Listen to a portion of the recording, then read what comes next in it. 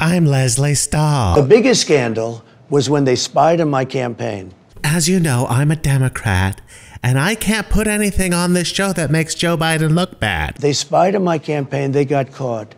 And then they went much further than that, and they got caught. And you will see that, Leslie, and you know that. Maybe I know that, maybe I don't. But either way, I can't put it on the show. You know, I didn't want to argue with you. I just wanted to accuse you of things, defend Biden, and have you just agree with everything. Why the Durham bombshells are a big deal. Mr. Reagan. Everyone has heard about the Durham bombshell, but there's one very important thing that people are not talking about, but I am about to. In one moment, first I have to sell you something. Had you bought $18,000 worth of Ethereum 6 months ago, you'd be sitting on $38,000 today. Yes, crypto is the fastest way to build wealth, and that's why Colin Plume, the CEO of Noble Gold, created MyDigitalMoney.com. MyDigitalMoney.com is the cryptocurrency platform that offers the best US-based phone support service. Forget the automated machine. MyDigitalMoney.com will answer your call. If you don't understand how a crypto IRA works, call the folks at MyDigitalMoney.com. If you need help on how to sell your crypto, call the folks at MyDigitalMoney.com. If you're worried about a controversy over one of your crypto investments, call the folks at MyDigitalMoney.com. And here's a special treat. If you're unsure whether crypto investing is even for you, just open up a Play Money account with MyDigitalMoney.com. Try trading without the risk. In fact, I'm actually going to do that as soon as I stop making this ad. So go to MyDigitalMoney.com right now and start building your wealth. We're back with a Fox News alert. A new report from special counsel John Durham coming out late last night claiming Clinton campaign lawyers paid a tech company to infiltrate Trump servers to fabricate a connection between Trump and Russia. Yep, there was spying going on, and it was worse than we thought because they were spying on the sitting president of the United States. Well, it turns out that the internet company, that's this News Star, had a contract with the government. And this contract was obviously a contract to protect the security and the equipment at the White House. But essentially what happened is this guy, Joffe, decided to use the access granted by that contract to do this kind of spying, to look for derogatory information on Trump. And we know that they were spying not to find collusion with Russia. They did not have any reason to believe there was. In fact, we now know there wasn't. What they were doing is to try and spin a narrative, a false narrative of collusion, but they needed something to point to, like, look at this, look at this. And so they were looking for that. The idea was to sell it to the FBI. And then they could tell reporters that the FBI was investigating something. It's not just us and the Clinton campaign saying this, it's the FBI that's investigating it. That would have given it more credibility with the press, and that was what the Clinton campaign was trying to pull off. Why was the federal government not defensively briefing President Trump and his team and the campaign as to this domestic spying operation that was being conducted by the Clinton campaign? And the reason is, it appears that they were complicit. It is beyond outrageous what happened here. You would not know it from watching the news, though. Just about all the other mainstream networks turning a blind eye thus far to this story. So what is the Durham bombshell exactly? Well, Durham has filed charges against Michael Sussman, one of Hillary Clinton's campaign lawyers. Now, this Sussman guy is being charged with lying to the FBI, but more important than whether or not Sussman is guilty of lying to the FBI or not, because honestly, who cares? The new filings show a truly shocking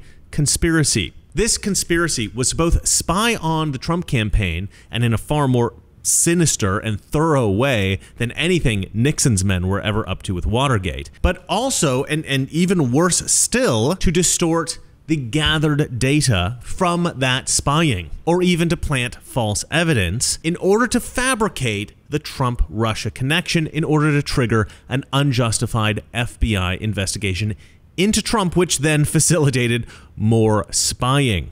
What's even crazier is that it looks like after Trump won the election, the spying continued along with the new FBI spying in the White House. There was just spying on top of spying on top of spying, all of which was, of course, totally illegal. Now, the details are pretty fantastic here, but the broader story isn't that surprising. We've known for a long time now that the FBI knew that the Steele dossier was bogus and continued to spy on the Trump campaign anyway. And so we have known that this was a conspiracy between the FBI and the Hillary campaign basically forever. And they did this first to try to help Hillary Clinton win the election, and then later to try to trigger a phony Trump impeachment, which ultimately failed, but they were able to vote through 2 other phony impeachments anyway. Honestly, does anybody know why James Comey isn't sitting in Guantanamo right now? I don't understand that at all. You know, we don't know what evidence Durham has exactly, but for Durham to file this report with these truly astonishing accusations, well, that indicates to me a strong level of confidence in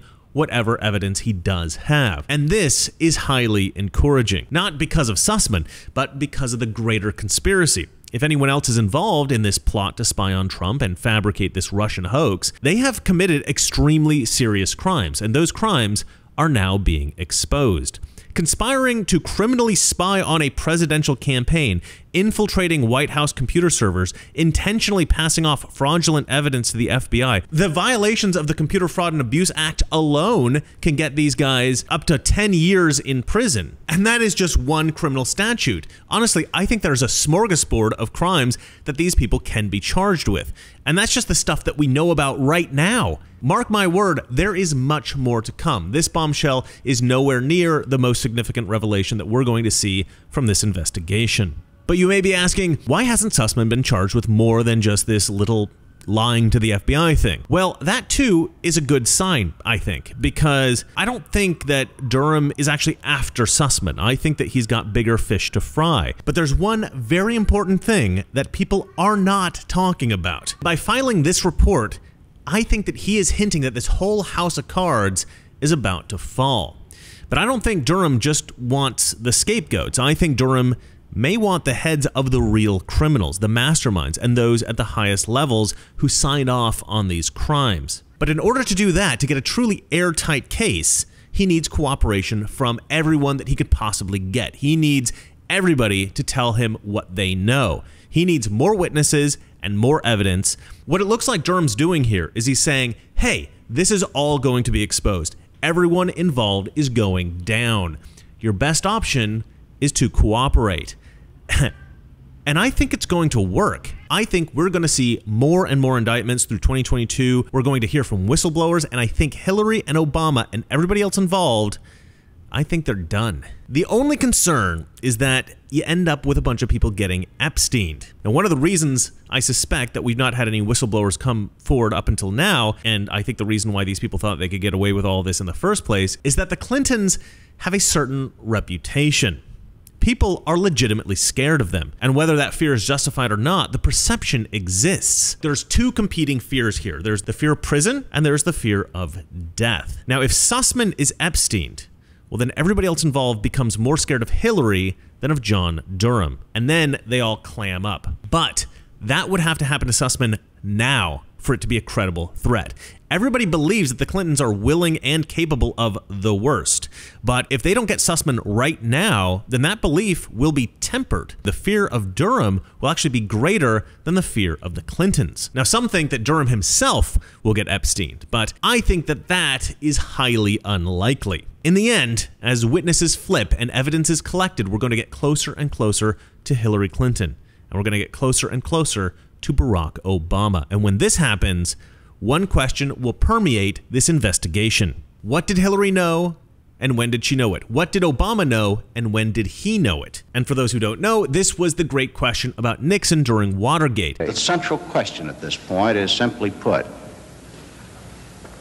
what did the president know, and when did he know it? And it's now going to be the great question about Hillary and Obama. And although I expect that they both knew everything all along, and though I suspect that this will probably be exposed eventually, unfortunately, I think it'll end the same way that Watergate did. And in this case, that ending is utterly unjust and truly tragic. You see, Hillary and Obama have a failsafe, Joe Biden. Biden can pardon both of them even before they're arrested or tried for crimes relating to this conspiracy. And he will do exactly that. And so we're never going to see Hillary or Obama in prison, at least not for this. But there is a silver lining here. If their involvement is proven, then they will be too politically toxic to touch. They will be utterly disgraced. Every Democrat will turn their backs on them. They will become irrelevant. Their legacies will be destroyed. And American schoolchildren will forever read about them in their history books as crooks. And that is as it should be. Well, that's it for me. And remember, it's not that our liberal friends are ignorant. It's just they know so much that is not so. Good night. Someone very profoundly once said many years ago that if fascism ever comes to America, it'll come in the name of liberalism. And what is fascism? Fascism is private ownership, but total government control and regulation. Well, isn't this the liberal philosophy? The conservative, so-called, is the one that says less government, get off my back, get out of my pocket, and let me have more control of my own destiny.